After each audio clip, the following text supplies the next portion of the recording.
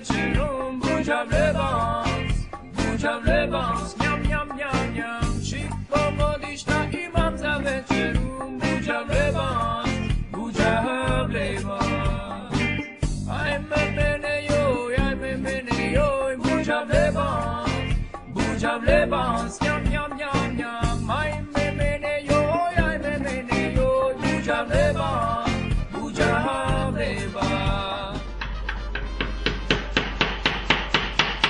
Dana lewa, mazem niega, niam niam niam niam. Dżemuje miasta lohaline, mazema dana lewa, mazem niega. Yoshda imama lohale builo, dana lewa, mechem svega. Yoshda imama lohale builo, dana lewa, mechem svega. Dear students, once upon a time, we learned alphabets using slate and slate pencil. But now, we are learning alphabets with technology, which can be rememberable forever.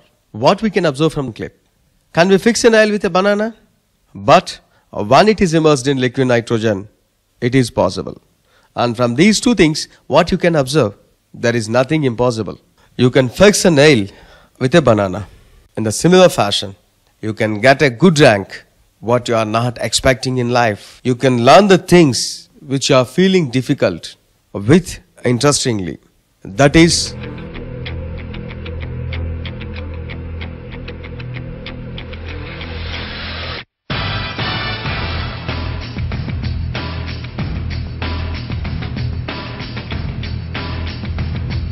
this is like your favorite movie.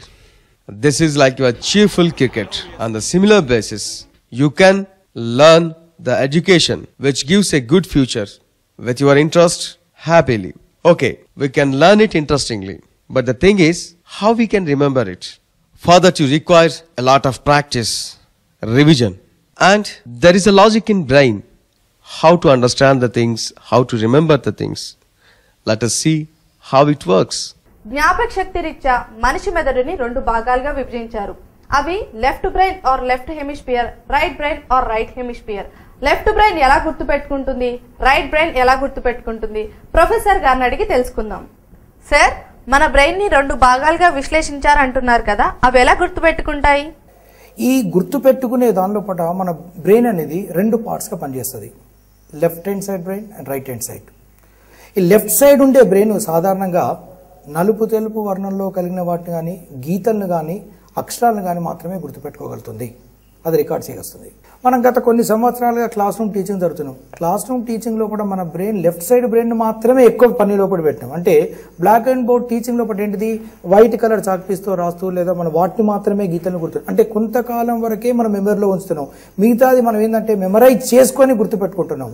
Left brain paper మీద కనిపించే black letters, lines, graphs లాంటివి గుర్తుపెట్టుకుంటుంది. దీని memory capacity చాలా తక్కువ. Left brain లో store చేసిన అంశాలేవి ఎక్కువ కాలం గుర్తుండవు. సినిమాల్లో చెప్పినట్టు ఇది గజ్నీ టైప్. కాసేపు గుర్తుంటుంది, తర్వాత అంతా మాయమవుతుంది. మనమంతా ఇప్పటి వరకు ఇదే పద్ధతిలో చదువుతున్నాం, అంటే సగం మెదడును మాత్రమే ఉపయోగిస్తున్నాం. ఇప్పుడు మీకు వెంటనే రైట్ బ్రెయిన్ ఏం గుర్తుపెట్టుకుంటుంది అనే డౌట్ వస్తుంది కదా, సార్ని అడిగి తెలుసుకుందాం. సార్, రైట్ బ్రెయిన్ ఏం గుర్తుపెట్టుకుంటుంది? రైట్ సైడ్ బ్రెయిన్ లోపల ఉన్న యాప్టిట్యూడ్ ఏంటంటే కలర్లో ఉన్నాయి కానీ, తర్వాత గ్రాఫిక్స్ లాంటివి కానీ, తర్వాత యానిమేషన్ లాంటివి కానీ చాలా తొందరగా గ్రాస్ప్ చేస్తాయి. అంటే న్యూరాన్లు రైట్ సైడ్ ఉండే బ్రెయిన్లో ఉండే న్యూరాన్లు అనేటివి కలర్ను తీసుకోవడం లోపల ఎక్కువ ఉపయోగపడతాయి. Right brain colours, images, movies, animations, lively things, incidents, ఇలా మన జీవితంలో అనుభవంలోకి వచ్చే అంశాలన్నిటినీ గుర్తుపెట్టుకుంటుంది. దీని జ్ఞాపక శక్తి సామర్థ్యం చాలా ఎక్కువ, రోబోలాగా అన్నమాట. ఎంతకాలమైనా గుర్తుంటుంది. అలాంటప్పుడు చదువును కూడా రైట్ బ్రెయిన్ లో గుర్తుపెట్టుకునే అవకాశం లేదా అనే డౌట్ వస్తుంది కదా. ఎస్, ఆ పద్ధతిని ఇప్పుడు మీకు పరిచయం చేయబోతున్నాను. That is digital system in learning process. Digital class అంటే ఏంటి? సార్ అడిగి తెలుసుకుందాం. సార్, డిజిటల్ క్లాస్ అంటే ఏంటి? ఇప్పటి వరకు మనం అనుకున్న ఈ రైట్ లెఫ్ట్ సైడ్ బ్రెయిన్ యొక్క పని విధానాన్ని సైంటిఫికల్ ఇట్ ఈస్ ప్రూవ్డ్. దీన్ని ఆధారంగా చేసుకొని ఇది విద్య లోపల ఏ రకంగా ఉపయోగపడుతుందనే ఆలోచనతోటి డెవలప్ చేసిందే డిజిటల్ ప్రోగ్రామ్.